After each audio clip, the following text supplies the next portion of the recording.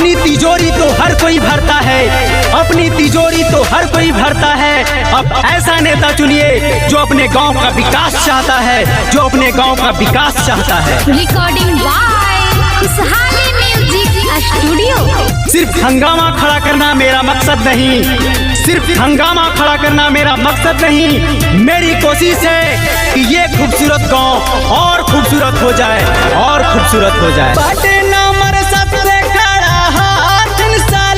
भैया लजिया बचैहा के बहिनी बड़ा नंबर सबसे खड़ा हाथिन सालेंदर भैया लजिया बचैहा के बहिनी।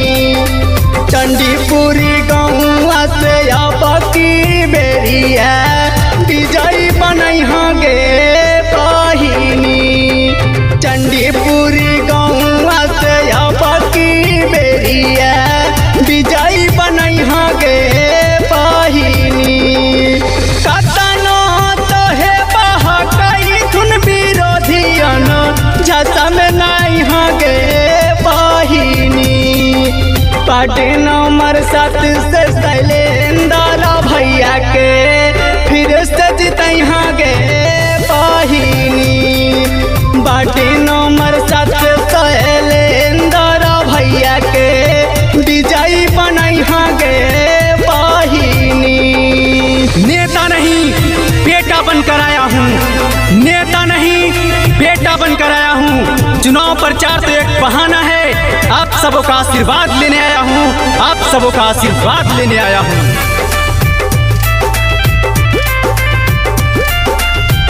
अपनी तिजोरी तो हर कोई भरता है, अपनी तिजोरी तो हर कोई भरता है। अब ऐसा नेता चुनिए जो अपने गांव का विकास चाहता है, जो अपने गांव का विकास चाहता है। 2 साल बीतलई, 3 साल बीतलई, 5 साल बीतलई गे बहिनी।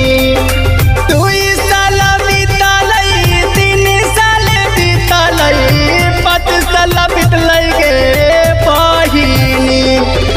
पूरा चंडीपुर गाँव में नाले जल के कमावा करथिन के बहिनी। पूरा चंडीपुर में बूढ़ा बूढ़ी के पेंशनवा दिलथिन के बहिनी। आपके हर एक आदेश को मैं कबूल करता हूँ, अपने गांव के विकास को अपना वसूल करता हूं। हाथ जोड़कर आप सभी गांववासियों से मेरे पक्ष में वोट करने के लिए मैं अपील करता हूं, मैं अपील करता हूं।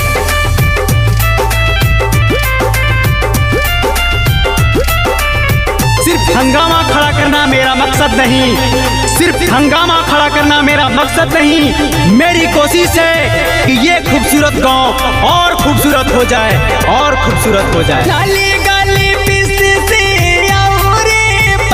के मटनवा दलखिन के बहिनी। नाली गाली पिस से औरे पका के मटनवा दलखिन के बहिनी। अब की बेरी फिर से शैलेंदर भैया के विजयी बनैहा गे बहिनी। पार्टी नंबर 7 शैलेंदर भैया के पार्टी में जितैहा गे बहिनी। एक एक वोट गांव का विकास लिखेगा, एक एक वोट गांव का विकास लिखेगा। जो हुआ नहीं कभी वह इतिहास लिखेगा। एक बार मौका देना ईमानदार प्रतिनिधि को, वो जनता की हर एक पैसे का हिसाब लिखेगा, हर एक पैसे का हिसाब लिखेगा। आप रखो हम पर विश्वास, आप रखो हम पर विश्वास, क्योंकि हर घर में होगा विकास, हर घर में होगा विकास। भैया शैलेंदर सिंह साचा ने कई निशानवा हाथिन गे बहिनी। भैया शैलेंदर सिंह साचा ने कई निशानवा हाथिन गे बहिनी। गाई गाई गीतिया संजय सनु बेअनवा सुनाथिन गे बहिनी। गाई गाई गीतिया संजय सनु बेअनवा बाटे